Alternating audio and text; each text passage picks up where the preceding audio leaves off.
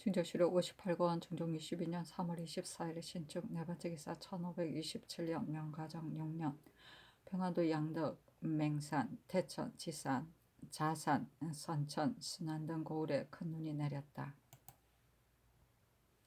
충정시력 58권 중종 22년 3월 26일 개묘 첫번째 기사 이규령을 이해조 참의로 최세절을 홍문관 부제학으로 임건을 직제학으로 박우를 전환으로 황사우를 세자 시강원 보덕으로 심어흡을 부응교로 박홍민을 수찬으로 임명하다. 중조실록 58권 중종 22년 3월 26일 개묘 두번째 기사 황해도 평산에 눈이 내려 산들이 모두 하얗게 되었다. 함경도 삼수에도 눈이 내렸다.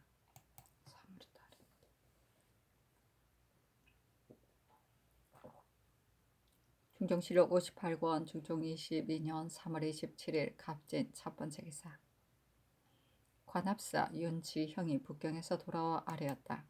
신이 옥화관에 있을 적에 건주의 야인도 그곳에 우거해 있었습니다. 그들이 신을 만나려 함으로 들어오게 했더니 신에게 우리들은 오로지 조선에 의지해서 생활하고 있습니다. 또 때로 만포에 가면 우리들은 매우 후하게 대접합니다 했고 또 성 밑에 사는 야인들을 쫓아낼 때 우리 땅 사람과 우리 땅에 살던 조선 사람들 가운데 죽은 사람이 매우 많았습니다. 그때 죽은 사람들의 부모와 처자들은 모두 우리 땅에 와서 살고 있고 그 나머지는 모두 그대로 살고 있습니다.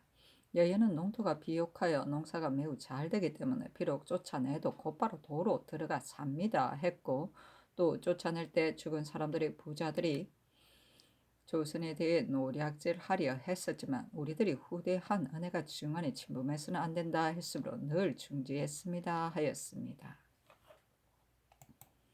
중조실록 58권 중종 22년 3월 27일 갑진 두번째 기사 시강원 보덕 황사우 등이 상소하기를 이런 형적이 있으면 증거가 없더라도 법으로 바를 수 없는 것이 있고 화는 형적은 없지만 조짐이 있으며 형세상 하지 않을 수 없는 것이 있습니다.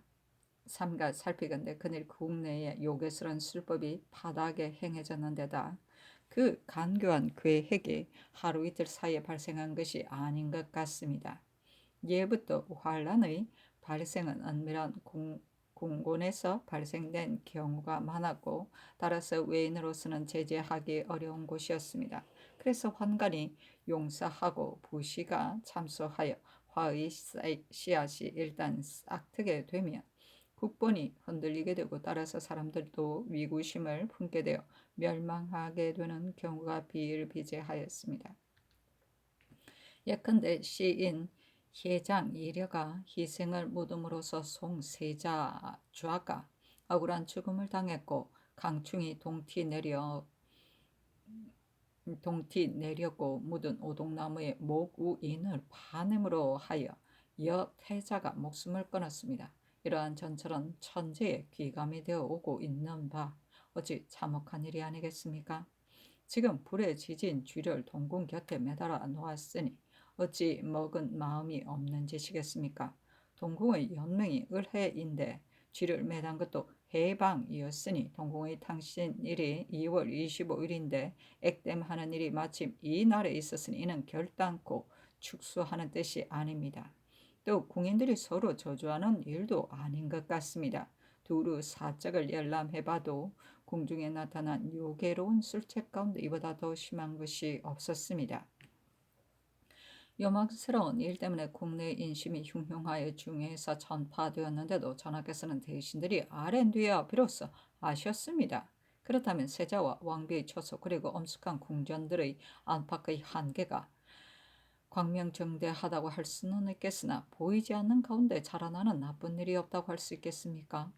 금중은 매우 가까운 곳인데도 오히려 이러하니 뒤에 희생을 묻고 모구인을 파내는 일이 있더라도 전하께서 어떻게 일찍 아실 수 없겠습니까? 설사 액땜했을 뿐이라도 먹은 마음이 이미 참혹하 입으로 말할 수 없는 정도이니 이보다 더 심한 계책을 얽어내어 동요시키려는 일이 발생하지 않으리라고 어떻게 보장할 수 있겠습니까? 전하께서 당초부터 못 들으셨다면 모르겠습니다만 외증에서 말을 들으셨으니 의당 황황히 침식을 잊은 채 기필코 주인을 색출해 내려고 애쓰셔야 합니다. 그래야 중의 사람들로 하여금 시원스럽게 누구의 소위인지 알게 한 뒤에야 악한 짓을 하는 자가 징계되고 인심도 안정될 것입니다. 그런데 전하께서는 오히려 형적이 없는 일이므로 혹 잘못되어 죄 없는 사람이 다치는 배단이 있을까 우려한 나머지 어렵게 여겨 넣으려는 뜻이 많았습니다. 처음 들은 날 대내에서 처음으로 목격한 부녀 두 서너 사람에게만 물었을 뿐이고 조정에서 굳게 추신하자고 청했지만 장 한 대도 때리지 않은 채 어긋난 단서를 말로만 끝까지 힐문하시니 어떻게 그 실정을 알아낼 수 있겠습니까? 게다가 나인들이 서로 다투는 사이에서 그 흔적을 염탐한 뒤에 주문하시겠다고 하셨는데 오늘 내일 그럭저럭 지낸 지 이미 6, 7일이 넘었습니다. 전하께서는 그 일의 단서를 찾아내셨습니까? 전하께서는 몇몇 부시들을 불쌍히 여기시어 그러시겠지만 종묘 사직과 국본의 중함은 어째서 생각하지 않으십니까? 은혜를 베풀어 그런 대로 넘기는 것은 목전의 일에 불과하지만 그로 해서 발생하는 뒷날의 화는 이루 말할 수 없이 크게 되는 것입니다. 옛사람이 나쁜 줄 알면서 버리지 않으면 아예 무식한 것만도 못하다 했습니다. 진실로 몰랐다면 모르겠지만 이미 알고서 주의 주지 않는다면 나쁜 짓을 하는 자들이 기탄하는 바가 없게 되니 간사한 사람이 무엇을 두려워하겠습니까? 지금 알고도 주문하지 않고 주문해도 끝까지 그 단서를 추구하지 않은 채 그럭저럭 지내면서 그 사건의 단서가 절로 드러나기만을 기다리고 있습니다. 시비는 시일이 오래된 뒤에야 결정된다고 하지만 삼가 전하의 마음을 엿보아 계책을 꾸미는 자가 몰래 어느 구석에서 웃고 있을까 염려스럽습니다. 그렇게 되면 이대로 못할 짓이 없게 될 것입니다. 되지요. 의심스러운 마음이 있으면 참소하는 말이 이르게 되고 결단성 없는 마음을 지니면 온갖 나쁜 길이 열리게 되는 것입니다. 가령 간사한 사람이 내전에 있으면서 멋대려 요사스런 모의를 세워 못할 짓이 없이 다 하고 있다면 신등의 생각에는 그 진상을 규명하지 못할 경우 도리어 뒷날 모함할 수 있는 계책만 길러주는 결과가 될까 우려스럽습니다. 신등은 모두 못난 사람들로 시강은 관원의 숫자만 채우고 있었으므로 보고 듣는 것이 도리어 뒤졌고 따라서 보도에 아무런 공효가 없었으니 견책을 달게 받겠습니다. 그러나 궁중에 관계된 일인데도 기탄 없이 지나치게 말하는 것은 참으로 동궁께서 일찍부터 모후의 양육을 받지 못했기 때문인 것입니다. 보양하는 사이 천지 조종의 실력과 자전, 전하의 지극한 보살핌을 힘입어 무럭무럭 자라나 뛰어나게 영리하셨으니 이는 이전에도 드문 일입니다. 그리하여 인효가 일찍부터 내외에 드러났고 학문이 날로 고명하게 진보되었으니 부탁이 지중하고 옥망이 간절합니다. 때문에 상하의 구분 없이 정당하게 보양하여 공효를 이루게 하기를 여념이 없어야 할 때이므로 조금만 동궁을 제외하는 말이 있어도 의당 통렬히 치죄해야 합니다. 더구나 지금은 요괴스러운 술법으로 국본을 동료시키고 있는데도 보통으로 여긴 채 전혀 경악하는 뜻이 없습니다. 이런데도 서서히 절로 탈로 되기를 기다려서 주문하겠습니까? 사측이 분명히 드러나지 않았으므로 중외의 울분이 더없이 극심합니다. 삼가바라건대 전하께서 주저없이 명쾌하게 결단하시어 급히 주획하라고 명하소서. 그리하여 한편으로 간사한 모의를 막으시고 궁금을 엄숙하게 하시고 한편으로 여러 사람의 의심을 풀어 명백하게 중외에 보이심으로써 이미 드러난 환란의 근원을 막고 국본을 반석처럼 튼튼하게 만드소서.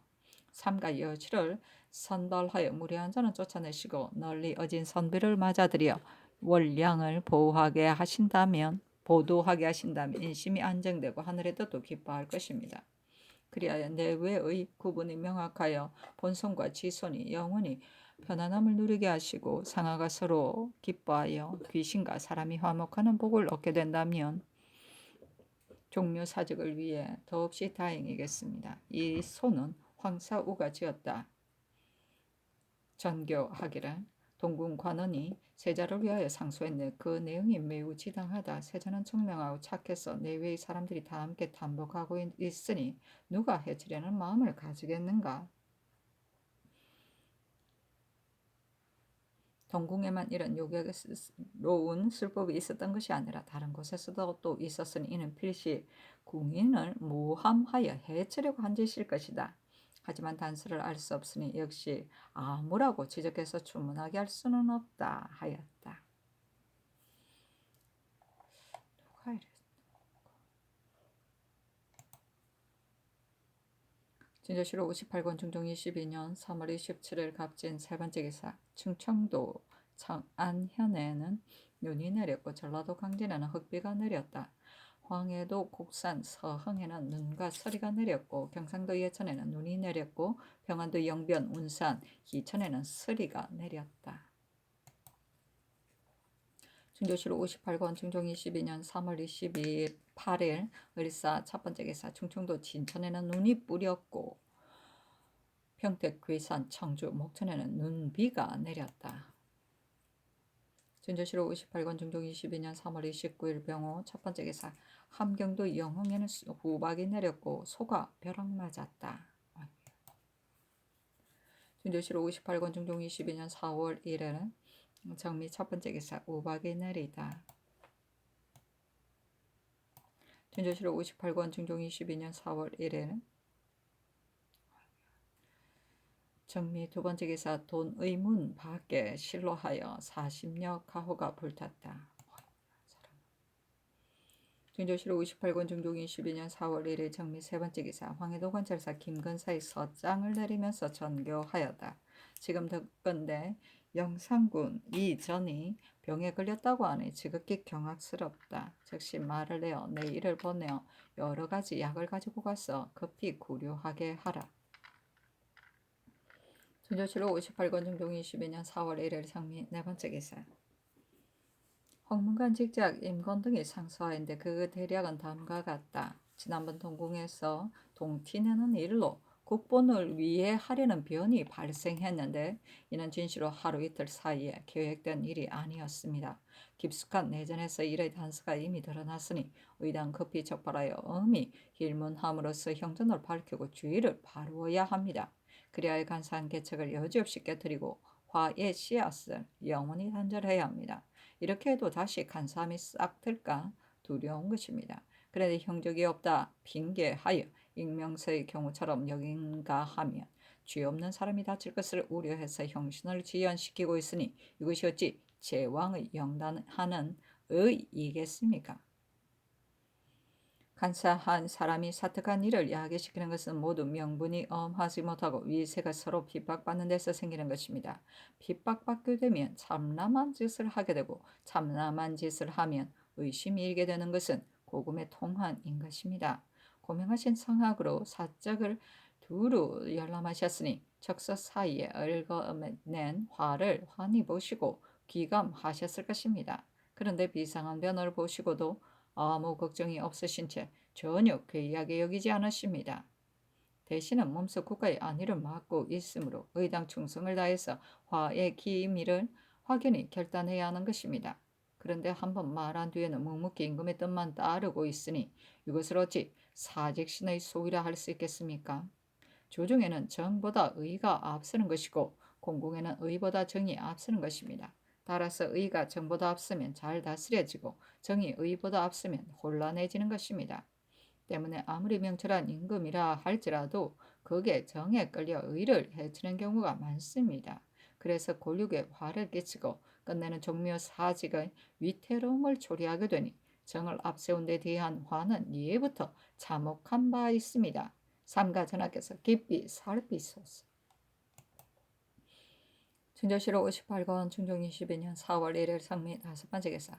전라도 여산 인피 무장 옥구 등 고을에 우박이 내렸고 충청도 남포 보령 서산 연기 단양 임천 서천 음성 석성 대흥 부여 은진 연풍 회덕 등 고을에 우박이 내리다. 진조실록 58권 중종 22년 4월 2일 무신 첫 번째 기사. 대사헌 손중동과 대사관 임추 등이 차자를 올리기라. 지난번 동궁에서 있었던 쥐를 찢어 매단 변은 실로 저주하는 술책이지 결단코 복을 비는 일은 아닙니다. 그 간사한 업무는 반드시 지적한 바가 있는 것으로 오랫동안 생각해서 한 일이요. 진실로 하루 이틀 사이에 계획된 일이 아닙니다. 공중이 놀란 것은 물론 외관에까지 전파되어 사람들이 모두 울분을 품고 있으므로 모두들 죄인을 잡아 그 실정을 끝까지 캐내기를 바라고 있습니다. 당초에 대신이 면도에서 아래였을 때 전하께서 반드시 병력 같은 결단을 통쾌히 내리시어 왕법의 올바름을 명시하실 줄 여겼었습니다.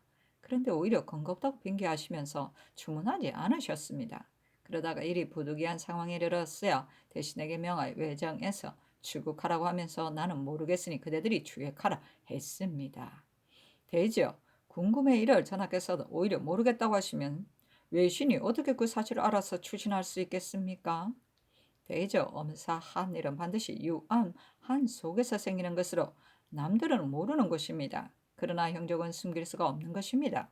비록 누구의 소행인지 분명히 알 수는 없지만 그 사이에 의심스러운 사람이 어찌 없겠습니까? 만일 의심스러운 사람이 있으면 의뢰 끝까지 hir문해서 법에 의해 조처할 것이요 절로 드러나기를 기다려 추문할 성질의 일이 아닙니다. 전하께서 궁중의 말을 궁외에 궁내의 말을 궁외에 옮기는 혐의를 지닌 채 종묘사직에 관계된 일을 중히 여기지 않으시며 엄하게 밝히고 분발하려는 마음은 없고 미루면서 어렵게 여기는 말이 있으십니다. 그리하여 절로 다투다가 드러나길 기다린다고 하셨으니 지금 10일이 지났는데도 그 사람을 잡지 못했습니다. 시강원의 관원과 시종의 신하가 서로 잇따라 진달을 했습니다. 그런데도 오히려 죄 없는 사람에게 형신이 미칠 것이라는 것으로 핑계하십니다.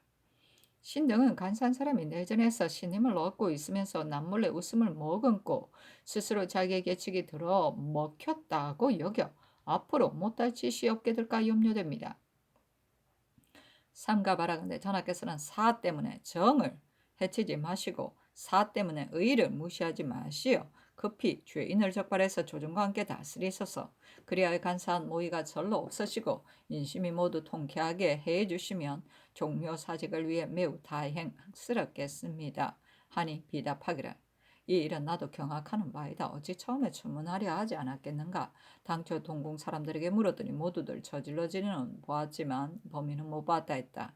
그래서 그 공초만 받아 대신에게 물었더니 그 사람을 찾아 주문해야 한다고 했다. 다음날 골정에서 주문했지만 역시 전의 공초와 같았다.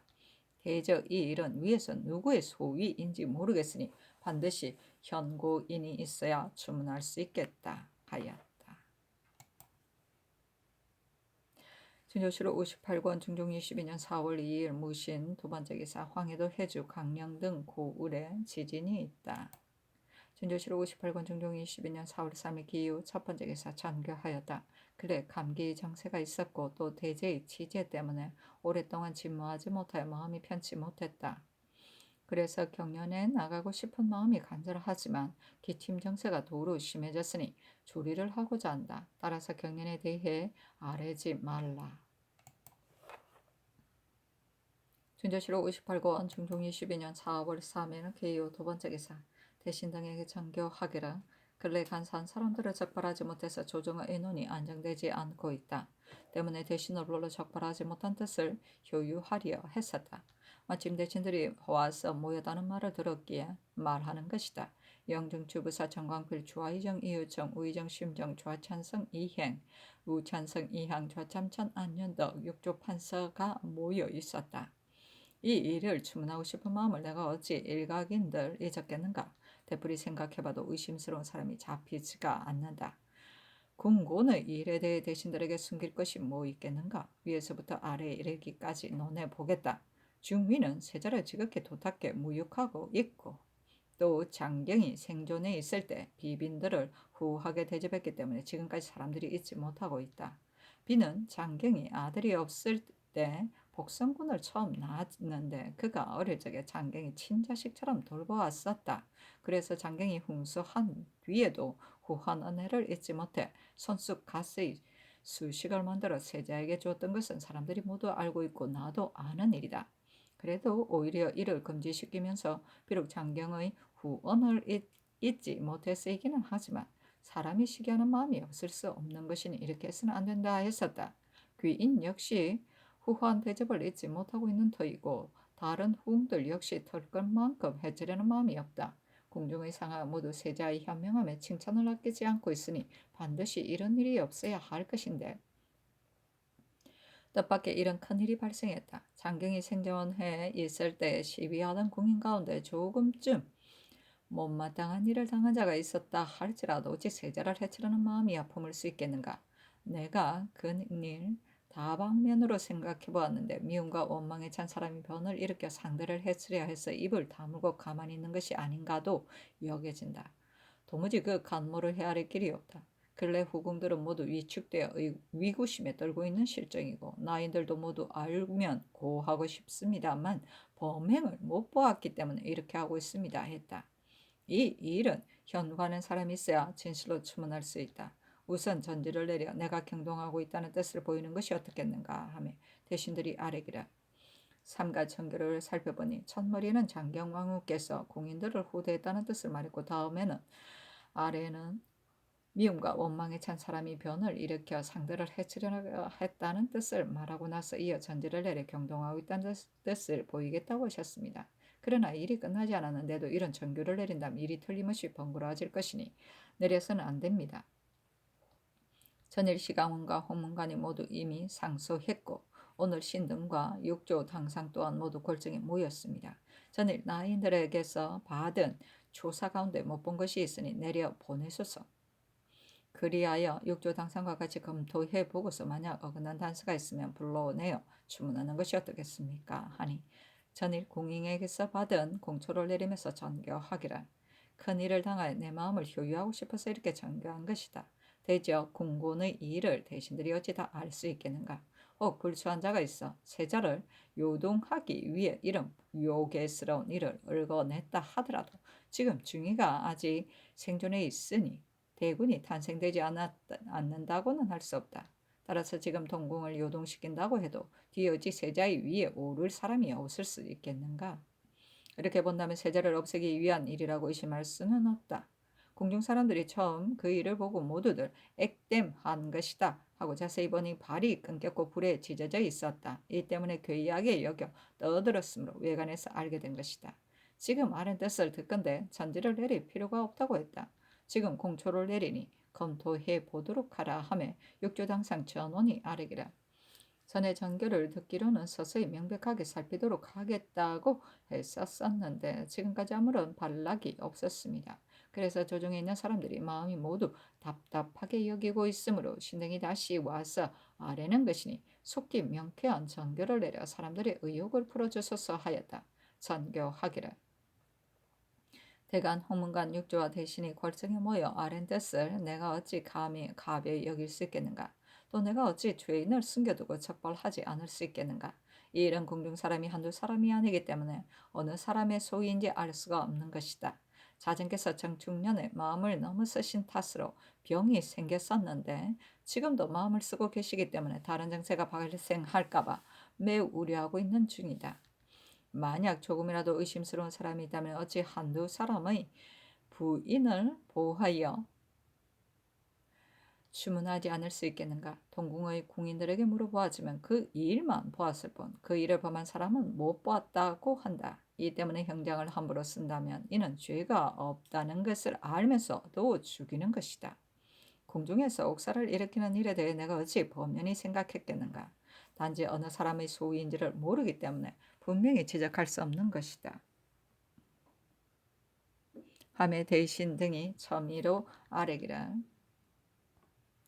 신여 중월의 초사에 어긋난 단서가 있는 것 같습니다. 청컨대 처음 대전에 쥐가 버려져 있는 것을 본 사람을 추문한다면 차차로 단서가 나올 것입니다. 이를 다시 밝게 살펴가면 찾아낼 수 있는 것입니다. 이는 큰일이기 때문에 육조와 함께 와서 아뢰입니다. 하니 전교하기를 중월의 초사에 침실박 공란이다고 했다. 대저 강량전은 전령은 있지만 본디 공란은 없다. 그리고 그곳은 사통 오달이라서 왕래하는 사람이 많으니 어떻게 누가 한 것인지를 분명히 알 수 있겠는가. 차고 된 곳이 있다면 주문하도록 하라. 자전께서는 일기가 따뜻해지면 부귀의 정세가 있고 지난 정축년과 무인년 사이에도 마음을 쓰신 탓으로 병이 생긴 것이 있었다. 이제 다시 전에 주문한 사람을 또 주문한다고 자정케 아뢰면 반드시 마음이 편치 못하실 것이고 따라서 다른 정세가 발생할 우려도 있다. 이것이 비록 큰 일이기는 하지만 실제로 근거 없는 일이니 임금과 대신이 일체가 되어 짐작해서 조처해야 할 일이다.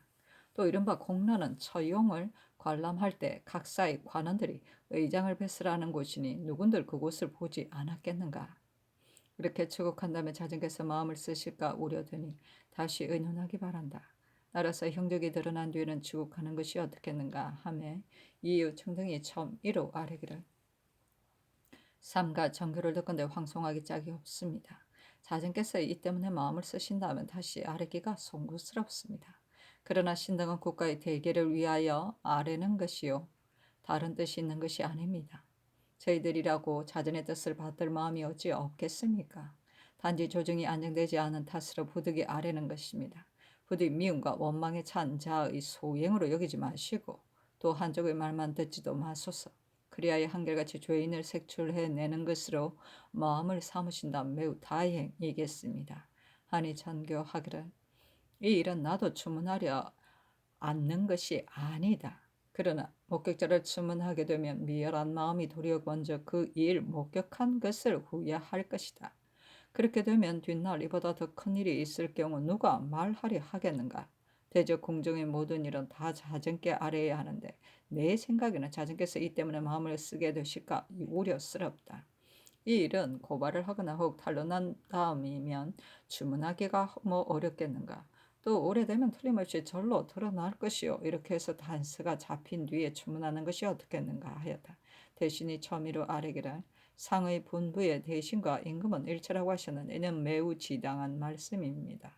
신등인들 어찌 자전의 뜻을 받들 마음이 없겠습니까마는 국가의 대계를 위해 아뢰는 것입니다. 여사스런 궤변이 동궁과 대전에 2번씩이나 있었으니 이런 변괴가 어디 있겠습니까? 동궁은 그만두더라도 대전에 써 있었던 일은 더욱 경악스러운 일입니다. 초하룻날 그 일을 먼저 목격한 사람을 추문하여 그 단서를 hir문하게 하소서. 위에서도 종묘 사직의 대결을 헤아려 조처하시는 것이 지당합니다. 하니 전교하기를 정부와 육조는 물러가지 말고 명을 기다리라. 내전에서 초하룻날 목격한 사람을 다시 주문하여 전하겠다 하였다.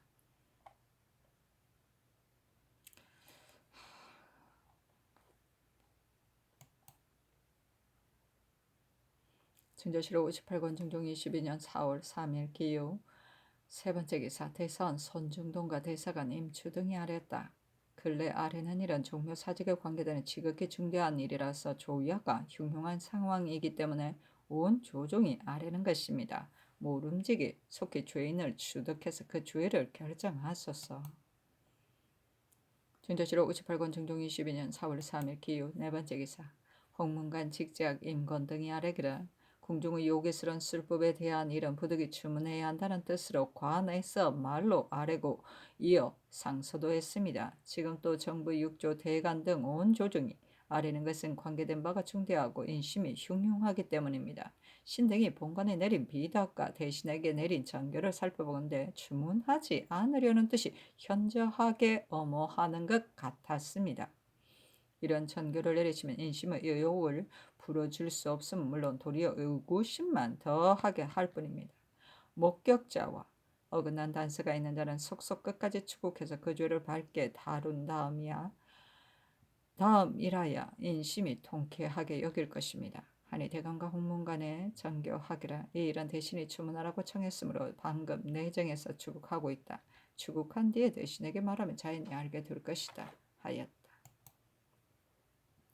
증조실록 58권 중종 22년 4월 3일 기후 다섯 번째 기사 승정원이 다시 모두 아뢰기라 이 일은 종묘와 사직에 크게 관계되므로 온 조정이 와서 아뢰는 것입니다. 지금 상해 본부를 듣건대 방금 추국하고 있다고 하셨습니다. 무름지기 속기 끝까지 추국, 죄인을 색출하여 중해로 하여금 통쾌하게 해야 합니다. 근래 인심이 흉흉하고 또 신등은 가까이서 모시기 때문에 송구스러워 감히 아뢰입니다. 전교하기를 쥐를 지진 일에 대해서는 지금 주문하고 있는 중이다. 그러나 주문받고 있는 사람이 많아 말로 전달할 수가 없다. 초서를 받은 다음 대신들에게 결정하도록 하겠으니 정원은 그리 알고 있으라 하였다. 진조실록 58권 중종 22년 4월 3일 기요 여섯 번째 기사. 시강은 보도 황사 오등이 아래였다. 궁중에서 발생한 요괴스러운 일에 대해 전일 정부 대관 시종이 와서 아랠 때 신릉도 시강원의 관원으로서 역시 마음 편치 못해서 아뢰려고 했었습니다. 그러다가 상께서 추국하도록 하겠다고 분부하셨으므로 우선 물러갔었습니다. 그 뒤 이 일이 주문하지 않고 버려진 상태에 있었으므로 상소하여 신당의 뜻을 진달했었습니다. 따라서 이제 또 대신과 육조 대관 시종 등 온 조정이 와서 아뢰는 것은 역시 지당한 일입니다. 대저 이 일은 관계되는 바가 중대하기 때문에 인심이 울분을 품고 있으니 모름지기 끝까지 추문해서 죄인을 색출한 뒤에야 여러 사람의 의심이 풀릴 것입니다. 지금도 추국한다고는 하지만 만일 전일처럼 추국한다면 사람들의 의혹을 풀 수 없을 것입니다. 진조실록 58권 중종 22년 4월 3일 기요 일곱 번째 기사. 전교하였다. 이 일은 방금 추국하고 있으니 추국한 뒤에 대신에게 말하도록 하겠다. 그리 알고 있으라. 진조실록 98권 중종 22년 4월 3일 기요 여덟 번째 기사. 대간이 아뢰기를 부제학 최세절은 전에 물론이 있었으니 경영관이 합당치 못합니다. 재직시키소서였으나 윤하지 않았다. 진조실록 58권 중종 22년 4월 3일 기유 아홉 번째 기사. 밤 초경에 궁중 사람들이 조사를 내렸다. 이어 전교하기를 그날 오후에 내가 남고란이로 들어갈 때는 아무 물건도 못 보았었다. 그런데 앉아서 세수를 끝내고 나서 남고란 아래를 내려다보니 쥐가 엎드려 있었으므로 내가 잡아다 버리라고 명했었다. 이곳의 처마 밑에는 있는 판루와 섬돌이 매우 낮아 유령으로 막았지만 여기저기 큰 틈이 있었으며 유령 밑과 섬돌 위의 사이가 너무 벌어져 있었으므로 쥐 구멍이 있을 수 있었다. 그래서 무슨 쥐인지 알아보기지 않은 채 무심히 보아 넘겼다. 이어 나는 즉시 공사청으로 나왔고 그 뒤 쥐는 남수구에 버렸다.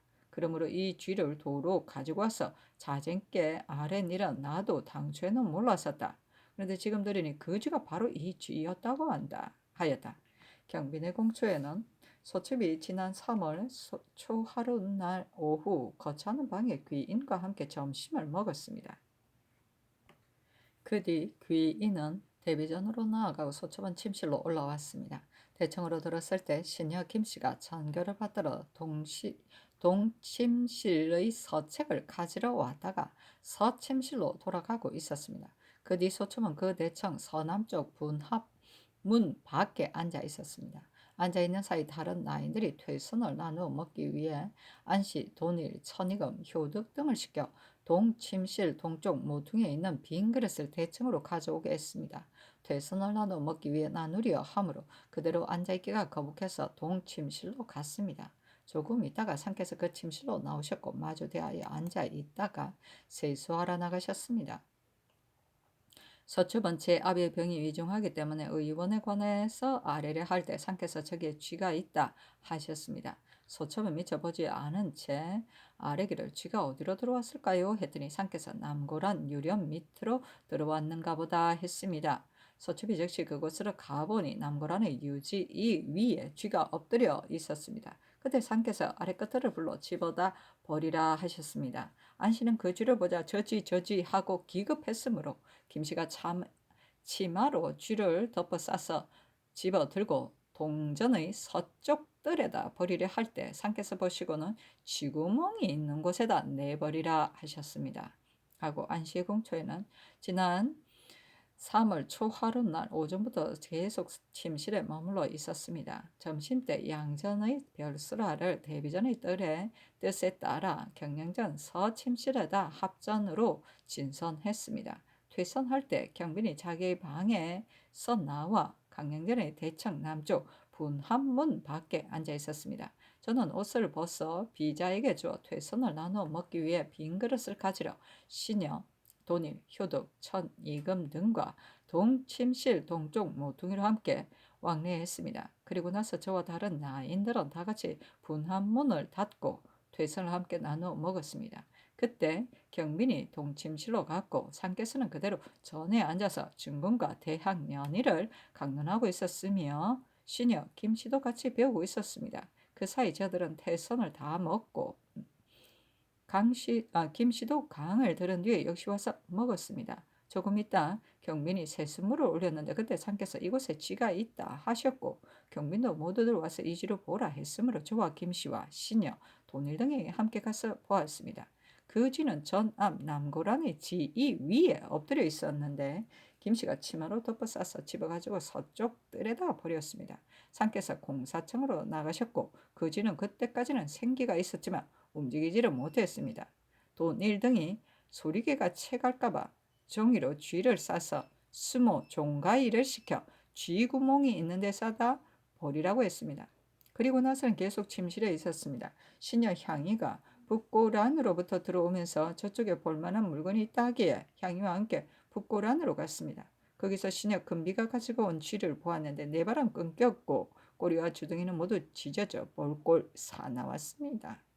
저는 향이와 그 쥐를 가지고 와서 중궁전에 계달하였더니 이어 분부하시기는 매우 황당스러운 짓이다. 대비전에 전달하라 했습니다. 그래서는 저는 즉시 향이와 함께 대비전에 아뢰었습니다. 대전에 아뢰지 않은 것은 요괴스러운 물건이기 때문이었습니다. 하고 김씨의 공촌에는 저는 지난 3월 초 하룻날 오전부터 계속 침실에 머물러 있었습니다. 점심때 양전의 별수라를 데뷔전의 뜻에 따라 강년전의 침실에다 합전으로 진선했습니다. 퇴선 때 경빈이 자기 방에서 나와 강령전 대청 남쪽 분한문 밖에 앉아 있었는데 조금 있다가 동침실로 갔습니다. 상께서 그대로 서침실에 앉아 중군과 대학 연의를 강론하셨고 저도 같이 배우기 위해 안으로 들어갔습니다. 강을 마칠 때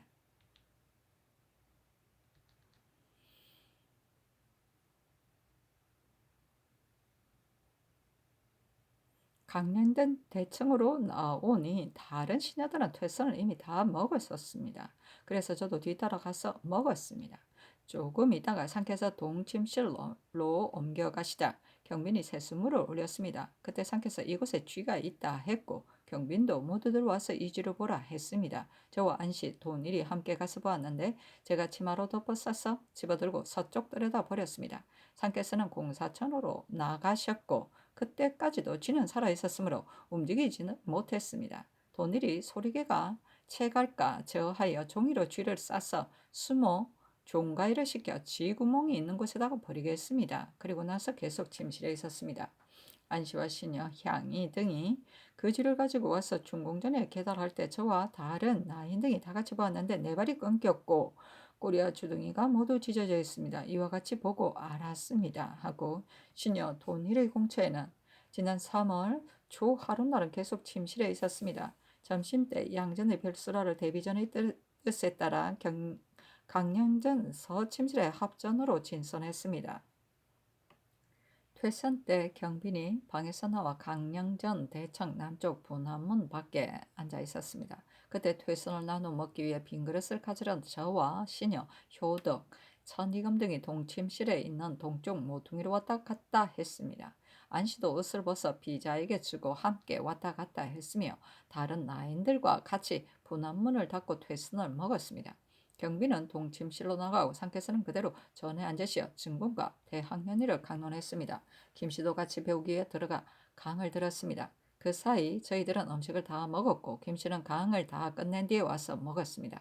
조금 있다가 상께서 동침실로 옮겨가시니 경빈이 세수물을 올렸습니다. 그때 상께서 저곳에 쥐가 있다 하셨고 경빈도 모두 와서 이 쥐를 보라 하기에 저와 안씨, 김씨가 함께 가서 보았습니다.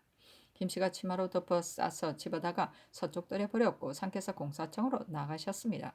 그때까지도 그 쥐는 살아있었으나 움직이지를 못하기 때문에 저희들은 소리개가 채갈까 저어해서 종에다 줄을 싸서 수모 종가이를 시켜 쥐구멍이 있는 곳에다가 버리겠습니다. 그 뒤 안씨와 시녀 향이 등이 그 쥐를 가지고 와서 중국년에 계달할 때 저와 다른 나인들이 함께 보았는데 네 발이 끊겼고 꼬리와 지둥이가 모두 찢어져 있었습니다. 이렇게 보고 알았습니다.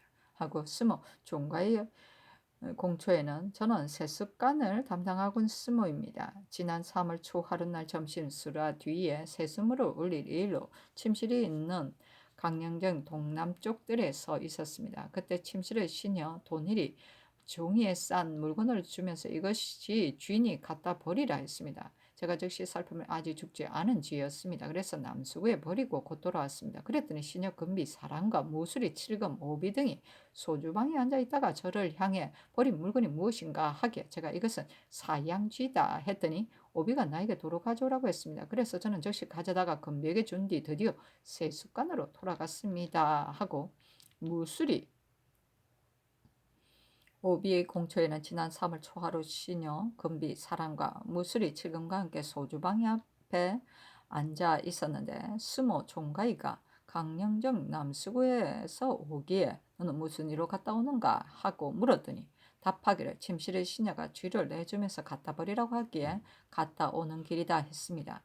다시 무슨 쥐냐고 물었더니 종가이가 사향쥐라고 대답했습니다. 그래서 그 쥐를 도로 가져오라 하였더니 가져다 시녀 금비에게 주었습니다. 금비가 손으로 받을 때는 등만 보였을 뿐이고 이를 소주방으로 가지고 갔습니다. 기타 다른 사연은 모릅니다. 하고 무술이 칠금의 공초에는 지난 3월 초 하룻날 오후 시녀 금비 사람과 무술이 오비가 함께 소주방 앞에 앉아 있었습니다. 그때 수모 조가이가 강령정 남수에서 오기에 무술이 오비가 너는 무슨 일로 때문에 갔다 오는가 하니 답하기를 침실의 시녀가 쥐를 내주면서 내다 버리라고 하기에 갔다 오는 길이다 했습니다. 오비가 또 무슨 쥐냐고 물으니 종가이가 답하기를 여우 냄새가 나는 걸 보니 사양쥐 같다 했습니다. 그 쥐를 도로 가져오게 하여 시녀 금비가 손으로 받아보았고 저도 보았습니다. 그랬더니 네 발이 끊겨 있었으므로 황당하게 여겨 자세히 보려 할 즈음에 시녀 향이가 소주방에다 말을 전하기 위에서 침실이 있는 북골 안에서 나왔습니다. 와서는 무슨 일이냐고 묻게 시녀 금비가 쥐라고 대답했습니다. 향이가 와서 황당하게 짝이 없구나 하고 침실 쪽으로 가져갔습니다. 하고 시녀 금비의 공초에는 지난 3월 초 하룻날 오후 시녀 사랑이 무술이 오비와 같이 소주방이 앞에 앉아 있었습니다. 그때 스모 종가이가 강령정 남수구에 갔다 오기에 무술이 오비가 너는 무슨 일 때문에 갔다 오는가 하니 대답하기를 침실의 시녀가 쥐를 내주면서 버리라고 하기에 갔다 오는 길이다 했습니다. 오비가 다시 묻기를 무슨 쥐인가 하니 종가이가 답하기를 여우 냄새가 나니 사양쥐인 것 같다 했으므로 종가이를 시켜 도로 가져오겠습니다. 그래서 제가 받아보니 네 발이 끊겨 있었습니다. 매우 황당하게 여기고 있던 차 시녀 향이가 소주방에 전할 말이 있어 침실이 있는 북골 안에서 와서 보고 묻기를 무슨 일인가 하므로 저희들이 답하기를 쥐다. 작은 쥐의 발은 본디 어디 이른가 하니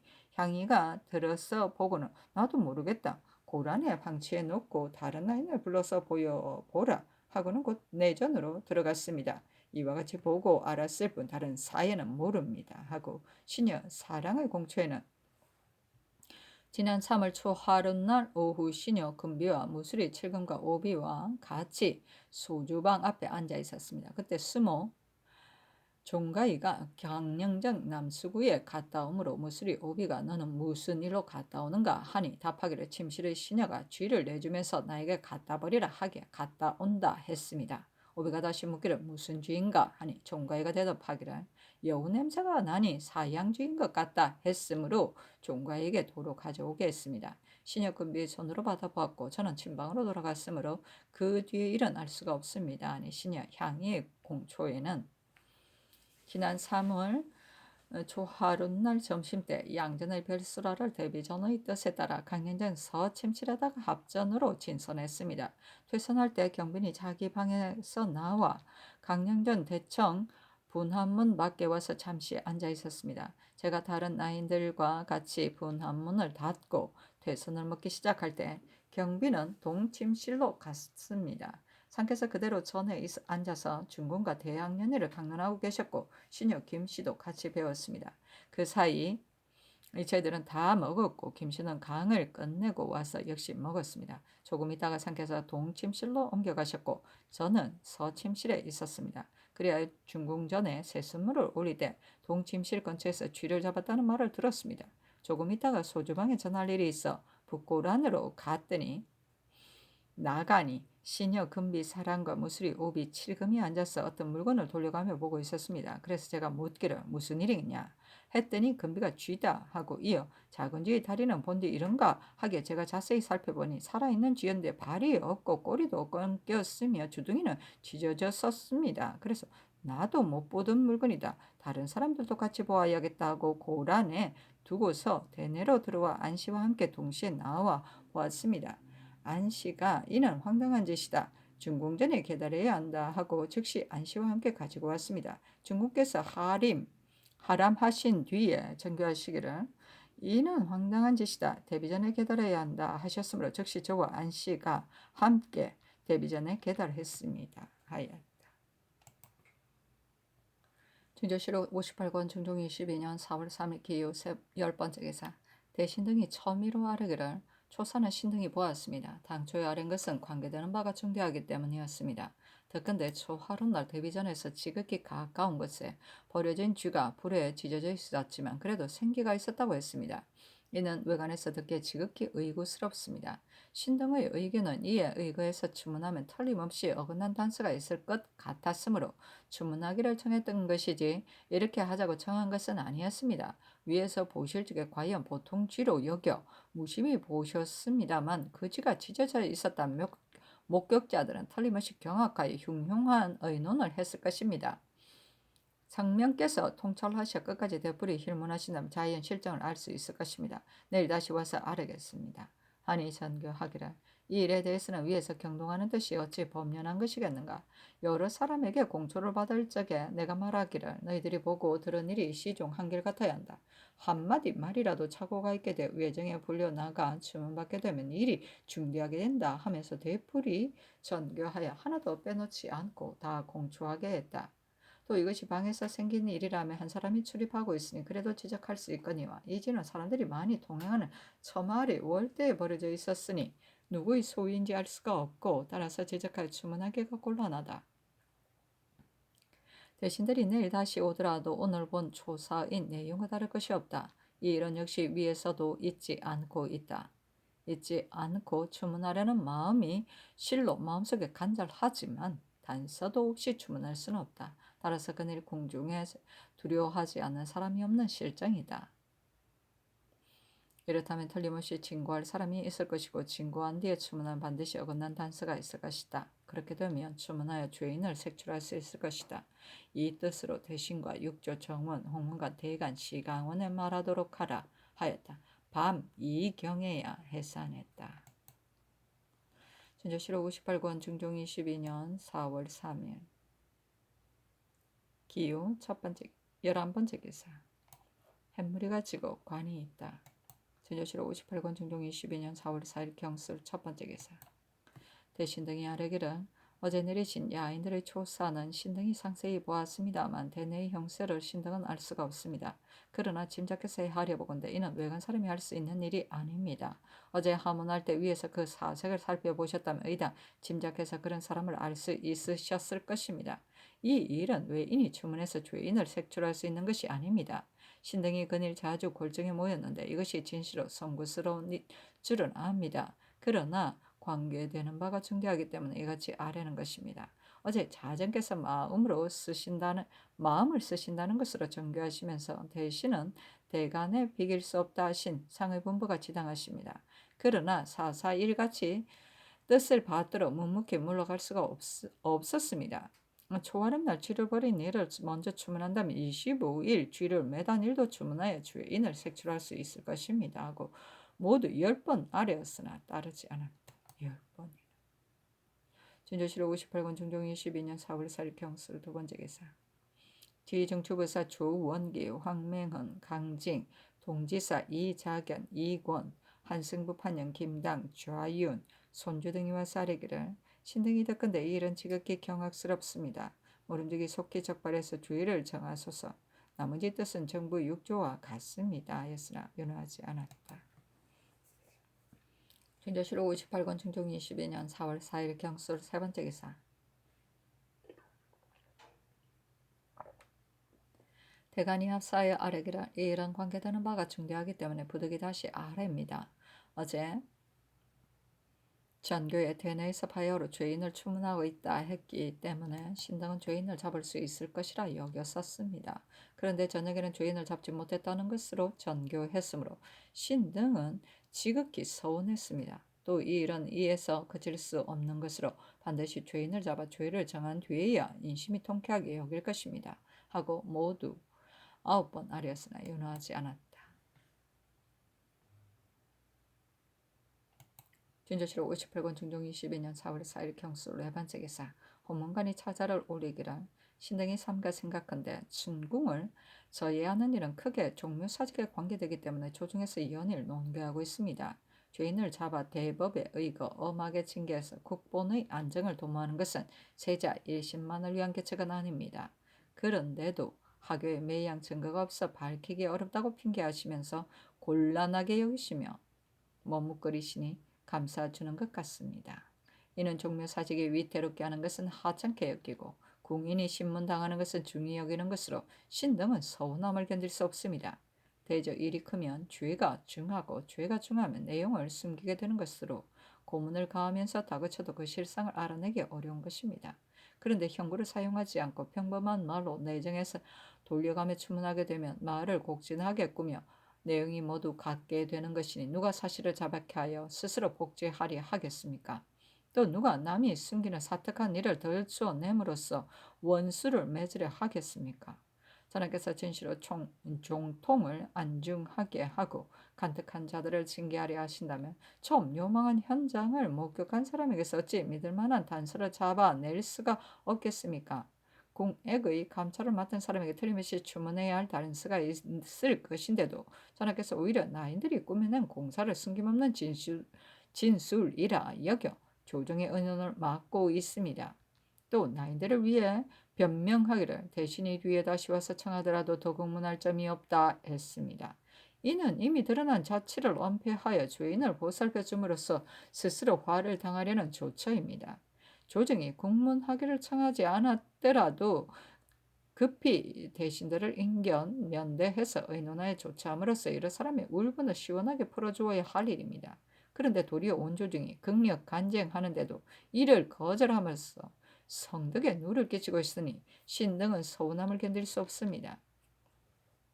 대저 내군과 외정은 함께 일체가 되어 내외의 일에 조그만 사라도 용납해서는 안 되는 것인데 어찌 일궁을 자신의 사처로 만들 수 있다는 말입니까? 삼가 바라건대 전하께서는 내정의 일을 외정에 회부하는 것을 혐의하지 마시고 유사의 직분을 침탈하지 마시어 통쾌하게 조정과 함께 같이 취재함으로써 광명정대한 채통을 크게 드러내어 보이신다면 더 없는 다행이겠습니다. 아니 답하기를 아래 내용이 지당하다 적발할 수 없기 때문에 아직 죄인을 가려내지 못하고 있다 하였다. 손중동과 임추등이 인하여 차자의 내용으로 논개하였으나 따르지 않았다. 준조실록 58권 중종 22년 4월 4일 경술 다섯 번째 기사. 시광원이 차자를 올리기를 신등이 보건대 그늘 궁에게서 저주한 일에 대해 중의 인심이 흉흉해서 울분을 품지 않는 사람이 없습니다. 정부와 육조가 종묘사직의 대계 때문에 복합하면서 진청했는가 하면 대검과 시정까지도 서로 소장을 올려 굳게 간쟁했습니다. 그런데도 천청은 더욱 까마득히 멀어서 아직도 끝까지 신문하지 않고 있으니 신등이 서운함을 견딜 수 없습니다. 간사한 사람이 이런 계획을 세운 것은 은밀히 남을 해치려는 마음을 품고 그 흉계를 부리려는 것으로서 진실로 하루아침에 세운 일이 아닙니다.